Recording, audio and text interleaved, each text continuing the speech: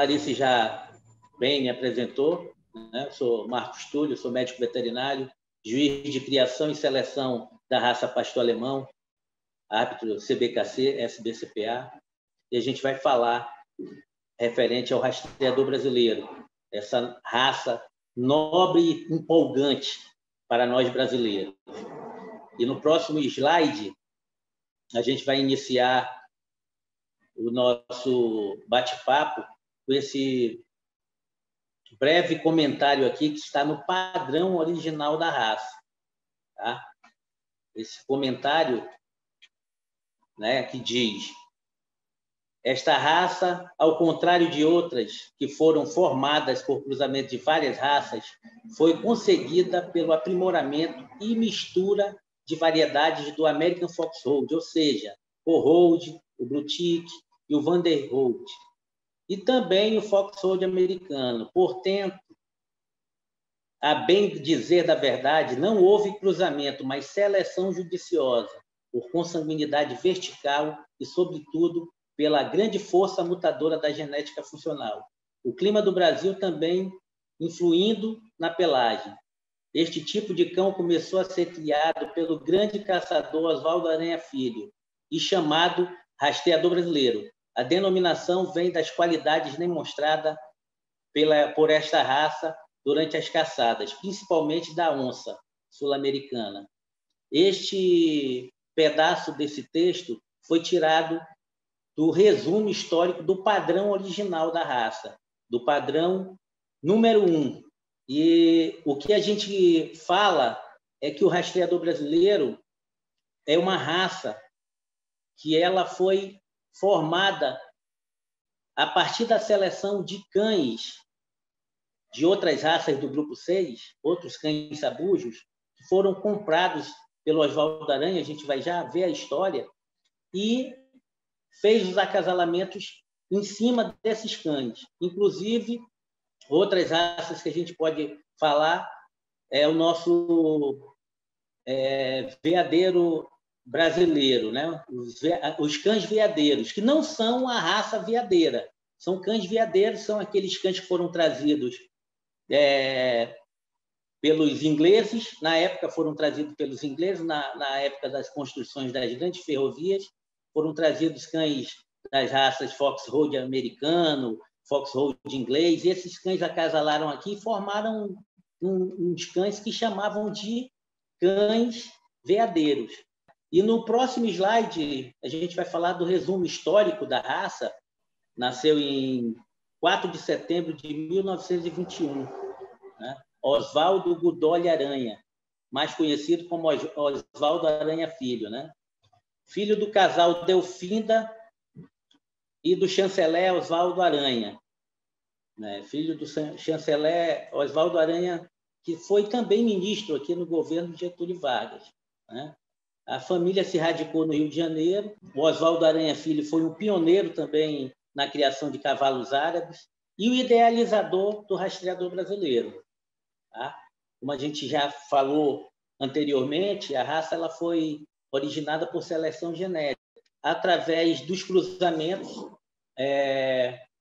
conseguiu ir formando um tipo. E essa raça é chamada rastreador brasileiro. A raça foi apresentada para a FCI e ela conquistou o título de raça internacional, tá? Na época ainda pelo Brasil Kennel Club, que era o representante da FCI no Brasil. A utilização, inicialmente, a utilização do rastreador brasileiro foi como cão de caça, né? Principalmente da onça, né? Atualmente, nós temos feito um trabalho, junto com os criadores, para que a raça possa atuar como cão de resgate, cão de busca e salvamento. Então, atualmente, a gente tem um trabalho muito importante. A raça já demonstrou e já comprovou que é uma grande raça para se trabalhar também com busca e resgate, né? O próximo slide, a gente vai falar um pouco de como começamos a fazer um resgate. Tá? É importante se dizer que, antes da raça ter o seu número de cães reduzido, principalmente o registro, né? O Oswaldo Aranha, seu idealizador, doou vários cães para fazendeiros, caçadores de várias regiões do Brasil. Esses cães, né, acasalaram e mantiveram o rastreador brasileiro nesses rincões do Brasil, né? Principalmente acasalando com cadelas da raça Foxhound americana, né? Então, a raça se manteve viva no interior, justamente pelo homem do campo.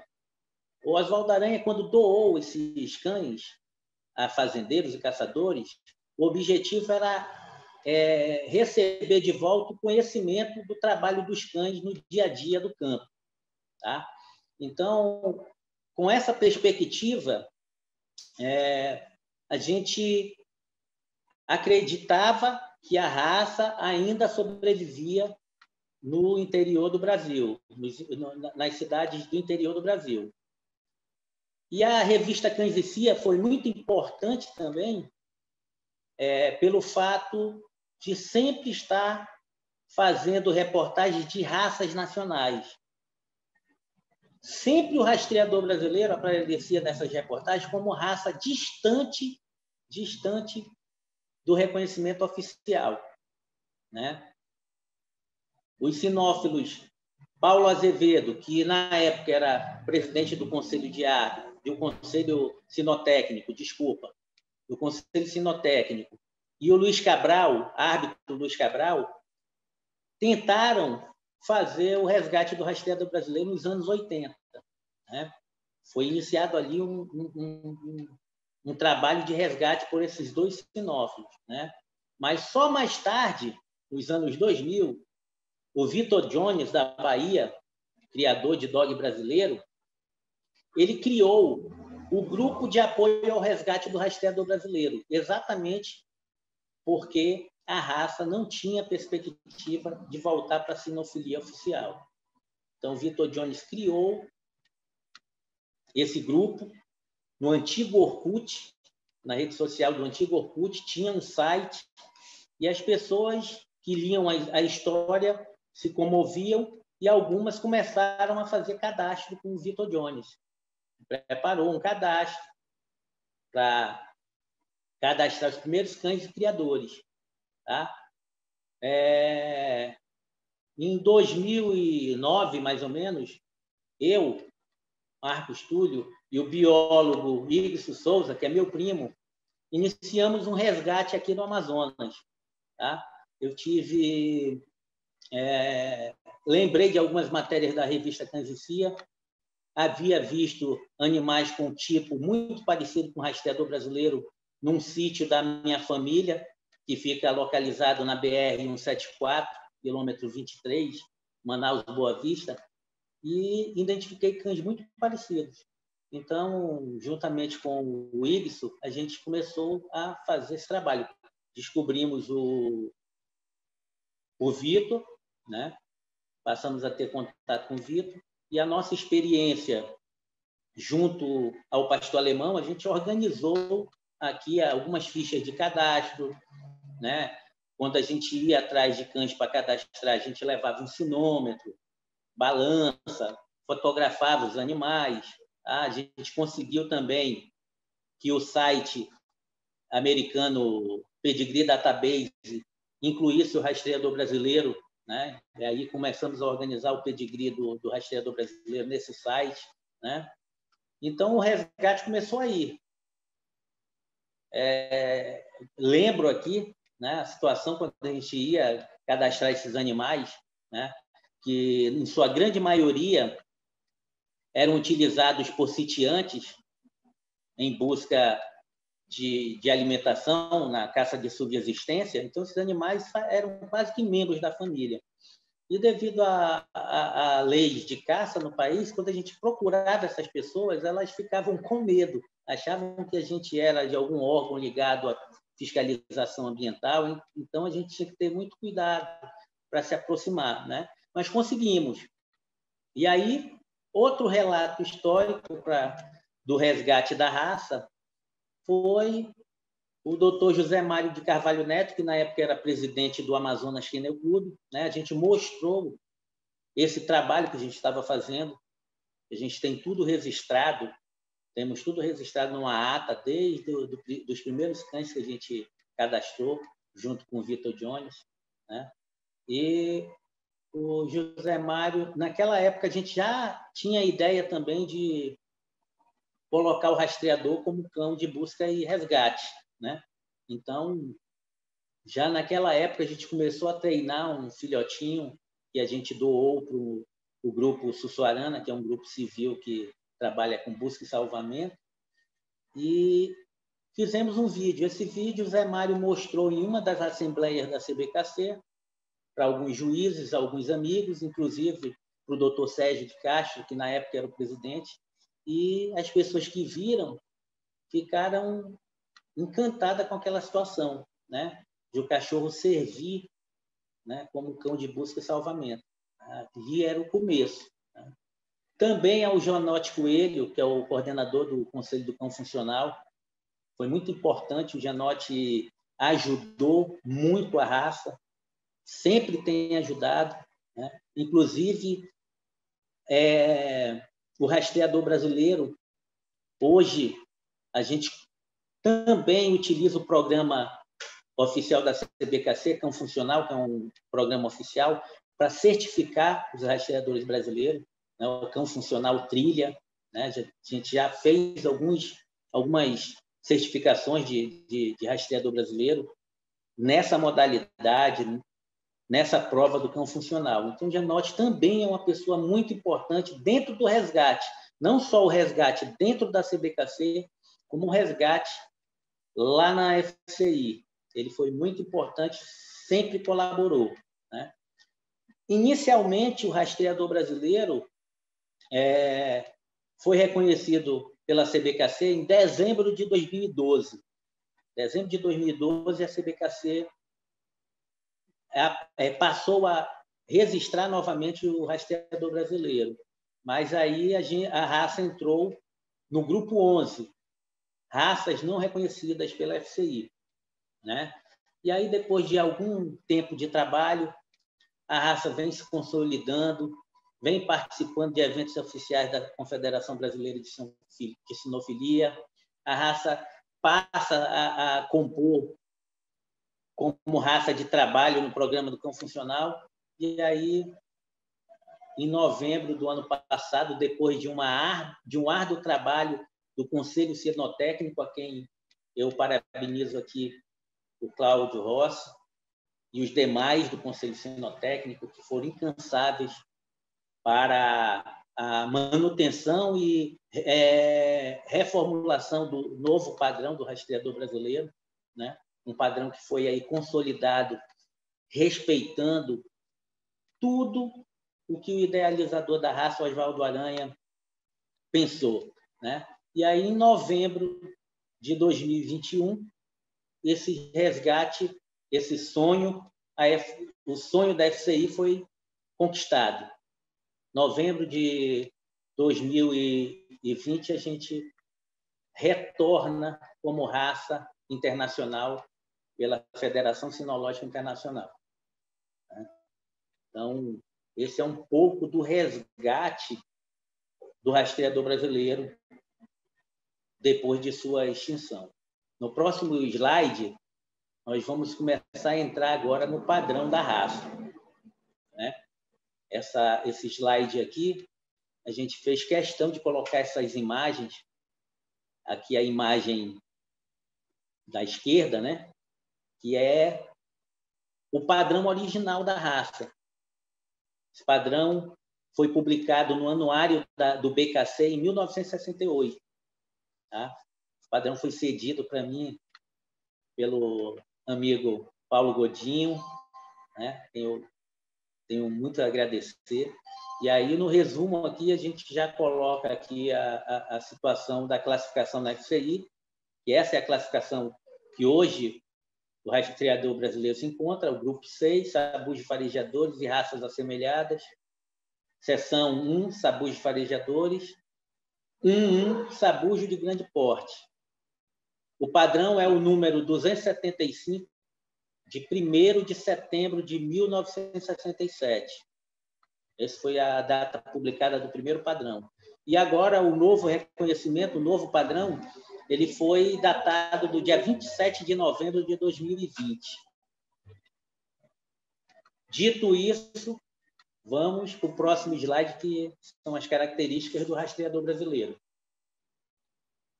O rastreador brasileiro, sua aparência geral, ele é um cão forte, rústico, alegre, vivaz, não agressivo, possui excelente olfato e habilidade para a caça. É muito resistente e persistente, corre durante horas em mau terreno e com muito calor, sem maiores dificuldades. Ótimo caçador, animal de porte grande, pelo liso e orelhas grandes. Isso é o resumo do nosso rastreador brasileiro. É um cão que realmente é um excelente animal para o trabalho. Nós temos a experiência aqui com esse trabalho de busca e salvamento. Os animais têm alta resistência, principalmente na nossa região, a região amazônica aqui. Quem já veio aqui conhece. Aqui é quente e úmido. O animal desse porte, dessa qualidade, resiste muito bem, anda o dia todo e não se cansa. Então, esse é o nosso rastreador brasileiro, né?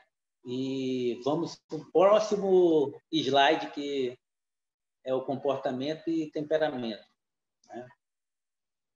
Bom, o rastreador brasileiro é um cão tranquilo e equilibrado, apegado ao seu dono, autoconfiante e dócil, sem ser tímido e nem agressivo, tá? É uma característica, quem tem o rastreador brasileiro sabe disso, um cão super apegado ao dono, carinhoso, autoconfiante, né? E é indesejável que seja tímido ou agressivo, né? É um animal extremamente dócil. Porém, quando em matilha, pode ser brigão, pode ter o seu temperamento mais com outros cães. Na matilha pode ter uma brigazinha, sempre pode ocorrer. Embora nós não... embora que a gente prefira os cães mais equilibrados, porque no momento da caça ou da questão da busca e salvamento, o animal não pode se desconcentrar, né? Próximo slide, a gente vai ver aí esse belo desenho da nossa amiga e árbitra Rosana Quinato, né? A cabeça do rastreador brasileiro, né? O rastreador brasileiro tem a cabeça mesocéfala, triangular e um pouco alongada, tá? Seu stop é pouco pronunciado, né? Trunfa escura, preta, não marmoreada e levemente voltada para baixo, né? Essa é uma característica do rastreador brasileiro, a questão da trufa, o stop pouco pronunciado, tá? O focinho deve ser reto, as orelhas longas de inserção baixa, caindo além da base do pescoço, flexíveis de ponta arredondada. O comprimento, quando tracionada, sem esforço, deve alcançar a ponta da trufa, sendo indesejadas que ultrapassam excessivamente. Aqui,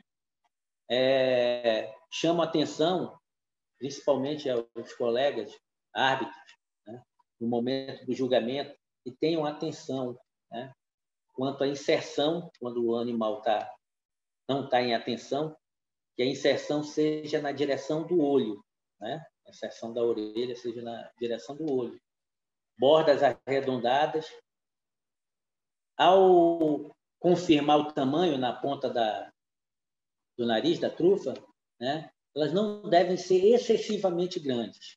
Tá? O ideal é que ela fique à ponta da trufa. As muito longas devem ser penalizadas para a raça.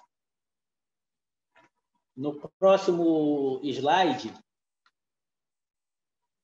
nós vamos ver aqui a questão do pescoço do rastreador brasileiro. Deve ser forte, com leve barbela.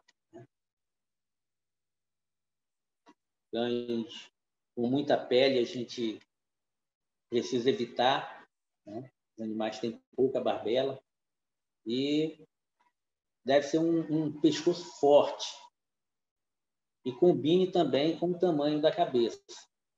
Certo? O tronco, a linha superior é bem definida, desce suave, né? Passando pela cernelha, que é alta e forte, descendo em direção à garupa, que é ligeiramente oblíqua. Tá? A cernelha forte e alta, mais alta que a garupa. As escápulas, forte e um ângulo de aproximadamente, esse ângulo aproximadamente deve ser maior que 45 graus com a horizontal. Tá? O ângulo da escápula em relação à horizontal ele deve ser maior que 45 graus, para combinar com a angulação escápulo-humeral. A gente vai ver daqui a pouco. O dorso longo, musculoso, reto e forte. Lombo largo e forte. No próximo slide, a gente vai ver aqui a questão da garupa, né? Que deve ser ligeiramente oblíqua. Uma inclinação de aproximadamente 30 graus em relação à horizontal. Tá? Então, uma garupa que tem uma certa angulação de aproximadamente 30 graus. Tá? O peito de bom tamanho e profundidade, alcançando os cotovelos, com tórax amplo e profundo. Então, o animal precisa ter uma caixa torácica com tamanho considerável para abrigar pulmão e coração de bom tamanho, porque um animal para trabalho, um animal com a característica de se movimentar muito, andar muito, em terrenos, como a gente já falou, em terrenos com certa dificuldade. Né? A linha inferior e o ventre é ligeiramente esgalgado. Ok? O próximo slide, a gente vai ver aqui a questão da cauda, né? A cauda em forma de sabre, sem desviar-se para os lados, inserida na inserção da garupa, cortada baixa, em repouso, e acima da linha do dorso, quando em alerta ou movimentação. Também outra questão. Né? O animal em movimentação ele pode erguer a cauda. O tamanho ideal, o próximo do ideal, são as caudas que cheguem perto do jarrete, né? E que não sejam tão grandes, tá? Cauda ideal próxima do jarrete ali, um pouquinho maior, sem problema algum, né? Caudas enroladas, né? Devem ser penalizadas, a gente vai ver mais lá na frente. Okay?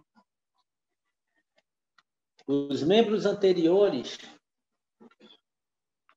ombros com ossos fortes e paralelos, musculosos, com pata larga ou angulação. Tá? A angulação da escápula, a gente já viu, é maior que 45 na linha horizontal. E a articulação escápulo-humeral, aproximadamente aí de 105 graus. Okay? A gente precisa ter essa angulação de 105 graus aproximado, né?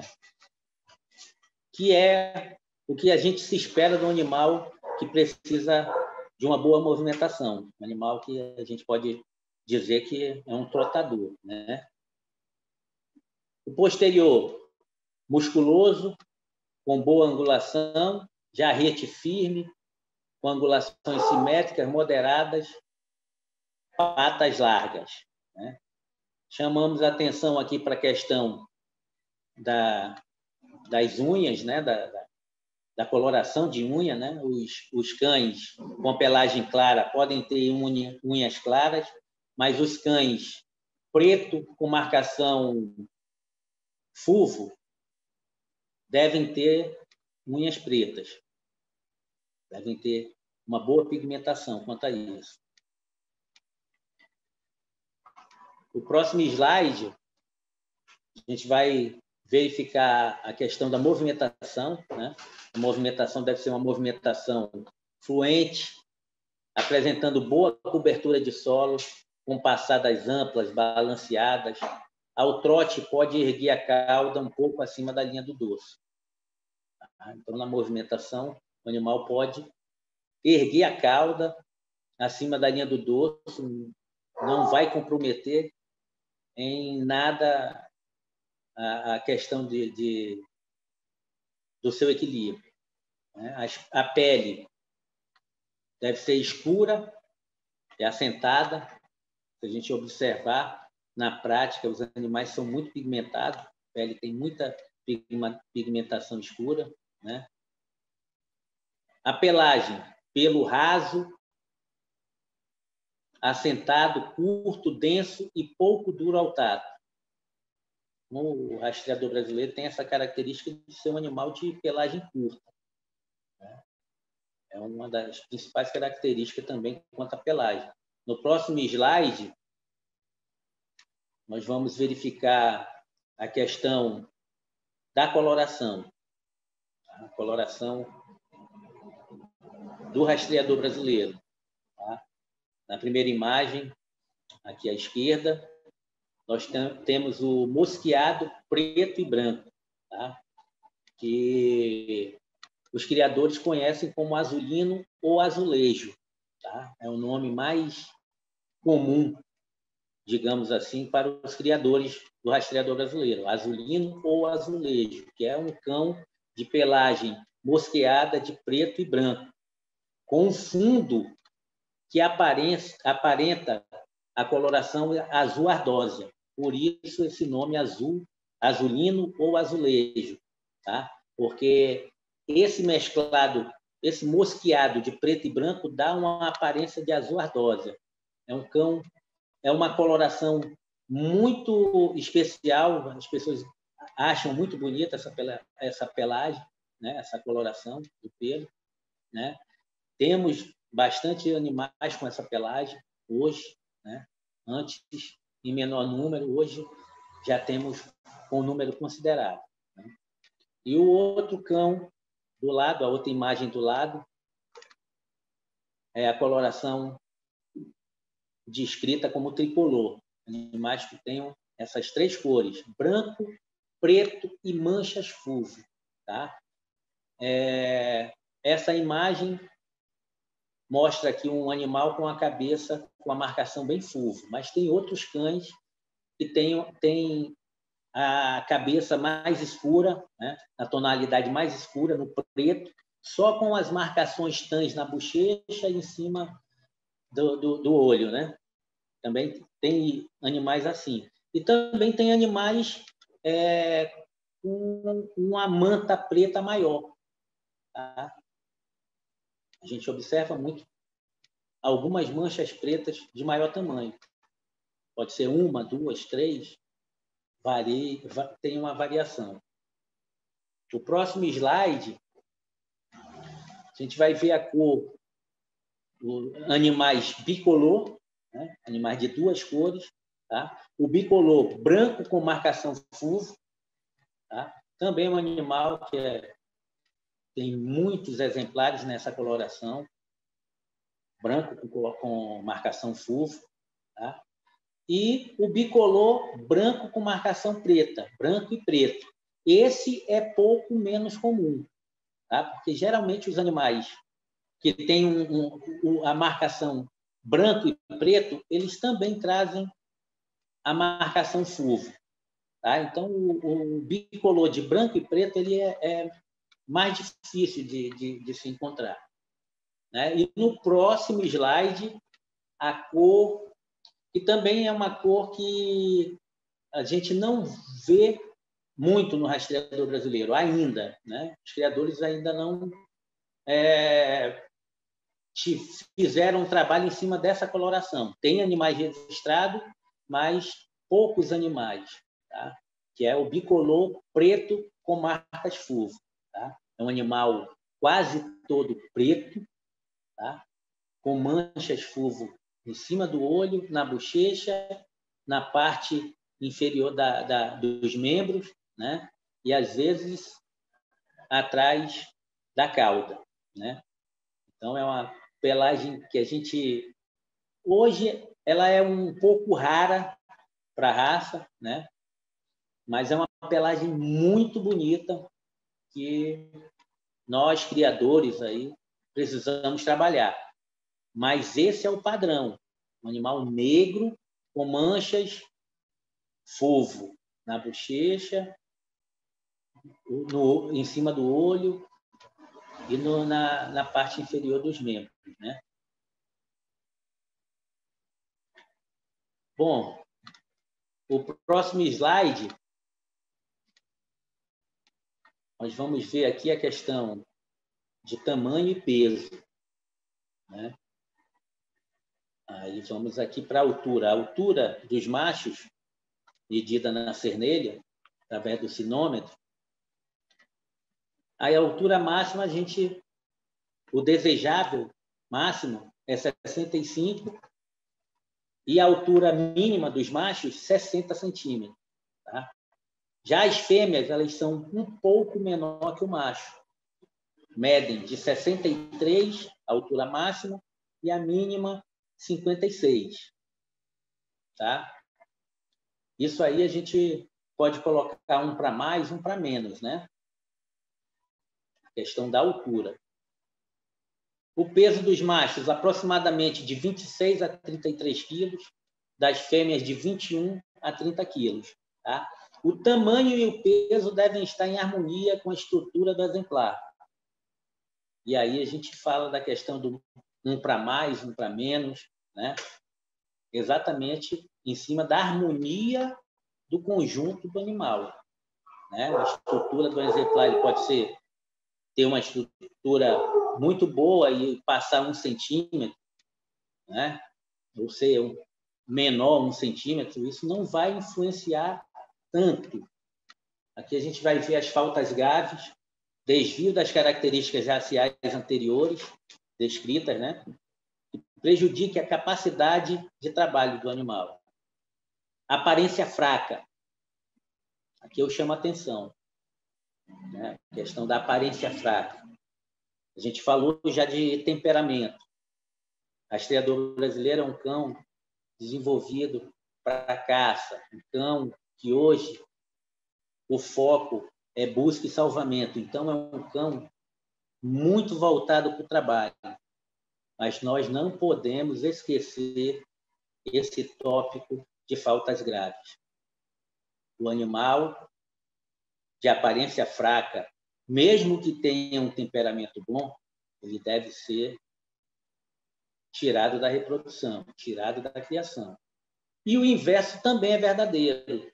Animais com bom tipo, mas com fraco temperamento, devem também ser retirados da criação. Marcação FUVO muito clara para cães na cor preto, marcação FUVO. Tá? Então, os animais que são da coloração preto e FUVO, esse FUVO for claro demais, né? A gente considera uma falta grave. Qualquer desvio de mordedura em tesoura e da correta fórmula dentária, na medida em que não sejam faltas desqualificantes, né? Essa questão da dentição, né? Que, volto a dizer, o rastreador brasileiro tem a mordedura em tesoura, né?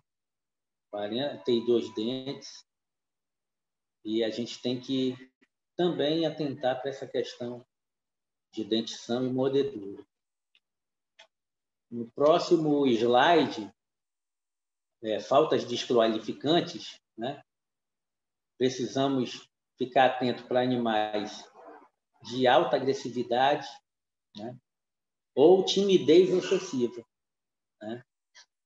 Cães de trabalho, a gente precisa que tenha um equilíbrio nessa questão de agressividade e timidez. O animal precisa ser um cão nobre e indiferente, né? Todo cão que apresentar qualquer sinal de anomalia física ou de comportamento deve ser desqualificado, né?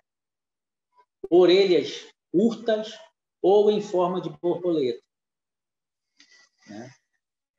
Cauda enroscada, tá? Cauda enrolada, ossos muito leves, estope muito pronunciado e a questão dentária do prognatismo inferior e superior.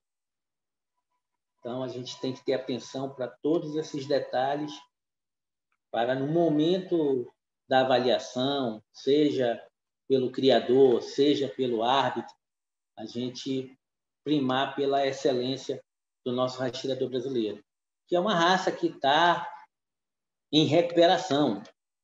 Já tem está em processo avançado, a gente ainda encontra alguns exemplares que precisam melhorar, mas a gente já precisa, principalmente o criador, ter essa consciência de que esse é o momento da gente aprimorar o rastreador brasileiro. No próximo slide, a gente vai mostrar aí uma imagem. Essa é a equipe Caçar aqui de Manaus, equipe Caçar que é um funcional.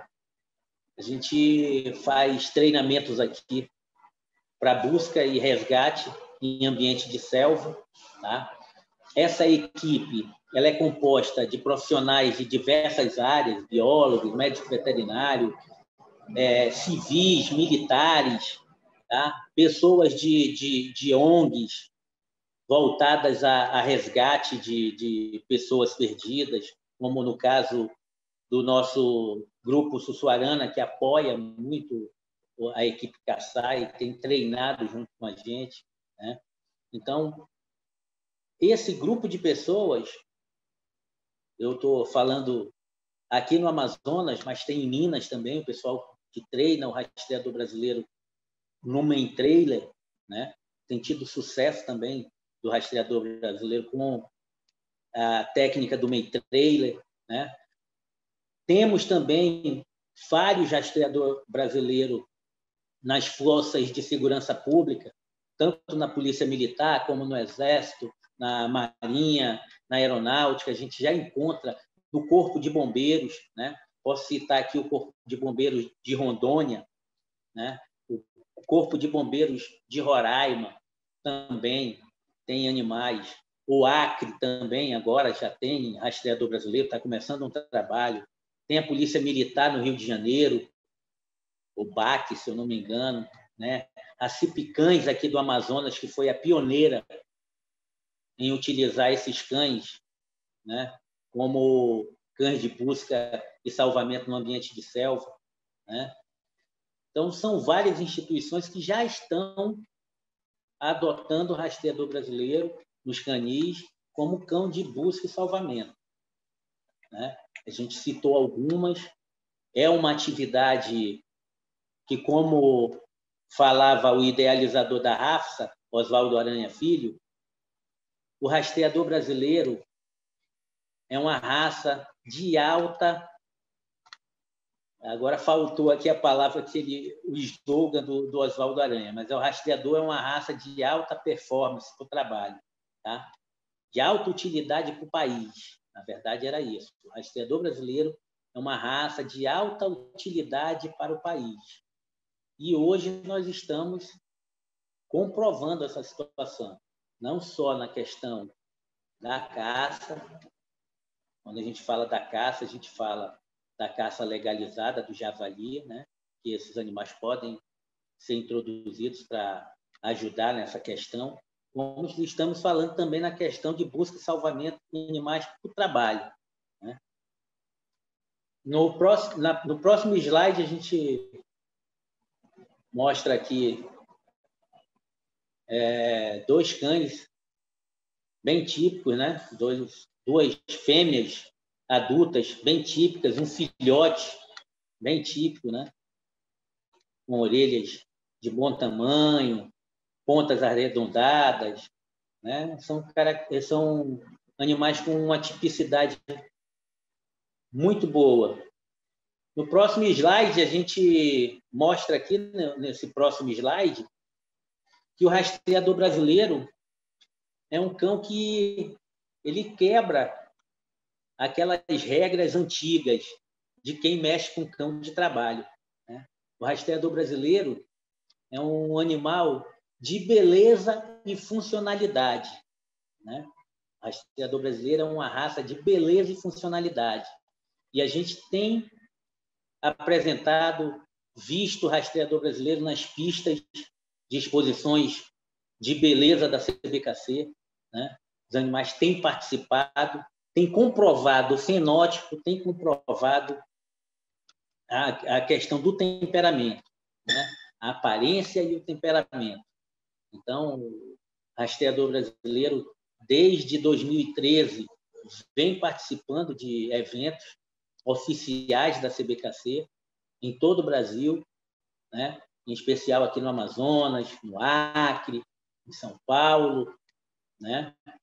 Já teve rastreador brasileiro que foi para fora do país, competir em exposição do Paraguai, né?